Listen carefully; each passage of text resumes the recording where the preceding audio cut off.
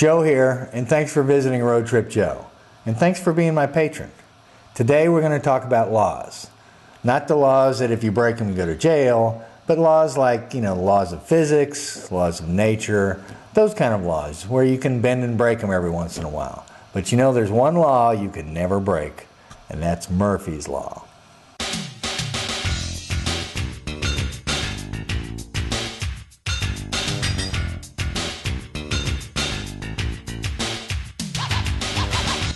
I believe in Murphy's Law. I always have, in spite of the fact that I really didn't know what it was or where it came from. My interpretation of Murphy's Law has been this: what can go wrong will go wrong.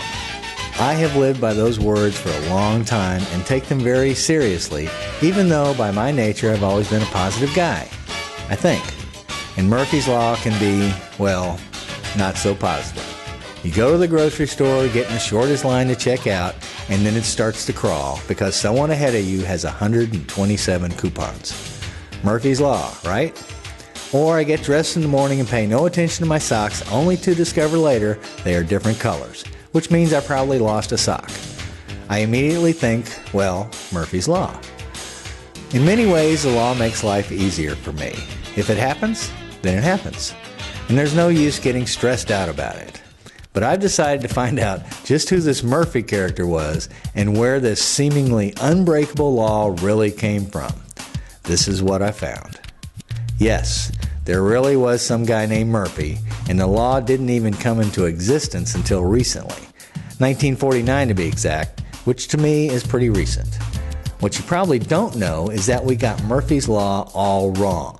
That's right, wrong. The original Murphy's Law goes like this: if there are two or more ways to do something, and one of those ways can result in a catastrophe, then someone will do it. That, in a nutshell, is what rocket scientist Edward A. Murphy Jr. said at a failed U.S. Air Force test on the MX-981 project. This project, which took place in 1949, was designed to see how much sudden deceleration a person can stand in a crash. Murphy had designed some accelerometers to measure these tolerances, and his assistant wired them backwards, so the experiment failed.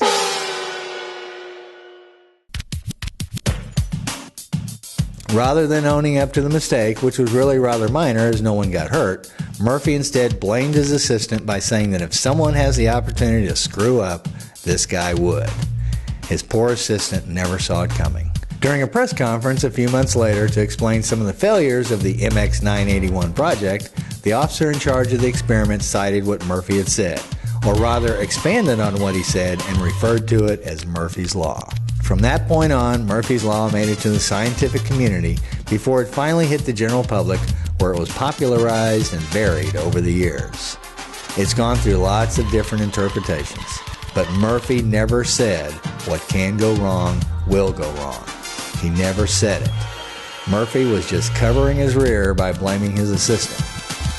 But out of that one statement, a whole new way of thinking began and branched off into many other colorful theories and laws, such as Finagle's Law, Hanlon's Razor Law, Mrs. Murphy's Law, Siegel's Law, Hofstadter's Law, and so on and so on and so forth. I mean, out of Murphy's Law came the infinite monkey theorem. Ever hear of it? The monkey theorem states that if a monkey hits the typewriter's keys enough, he's going to almost surely type some kind of word at some point. Makes sense to me. I do it every day. Some university in England actually got a grant to test this theory, and after a month they discovered that the monkeys typed nothing of consequence, but did like to urinate and defecate on the typewriters. To me, that's the real meaning of Murphy's Law. There's nothing worse than monkey poo, and somebody had to clean those typewriters. The adage, anything that can go wrong will go wrong, has probably been around a long time. Long before this project happened, but it wasn't until Murphy threw his assistant under the bus that it was given a name. And they didn't even get what he said right. What some historians and folks who were present quoted him as saying, if there's any way to do it wrong, he will. During this press conference to talk about the failures of some of the tests, the commanding officer was asked how come nobody was hurt. This Captain Stopp, the guy in charge, and the test subject, by the way, who later became Colonel Stopp and was celebrated as the fastest man on Earth, said that they always took Murphy's Law under consideration during these types of experiments. When asked to explain, he summarized that they take all the possibilities into account, like things that can go wrong. So it was Stapp's project, and he didn't even get the quote right, although it sounds like he was covering for old Murphy. Apparently there were some bad feelings about all of this over the years, with Murphy saying they got his quote wrong. All the others there were saying it was just sour grapes on Murphy's part, and that he was unwilling to take responsibility for the screw-up. Turns out that Murphy was only at the base a couple of days during all of these tests, but that's all it took to go into the history books. In the last 60 or so years, Murphy's Law has exploded with lots of different variations. Today there's a Murphy's Laws for teachers, moms, soldiers, you name it. There's a Murphy's Law band, Murphy's Law school, Murphy's Law bail bonds, Murphy's Law beer, and all kinds of other enterprises that have come out of this since one guy's comment about his assistant, who was probably just doing what he was told to do. Of course, the comics have had a field day. I love this one. Kind of puts it all in perspective.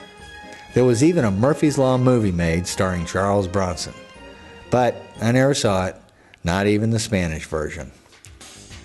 It is my belief that Murphy's Law can never be broken, so it's probably just best to accept the things that go wrong and get over it. It's made my life so much easier.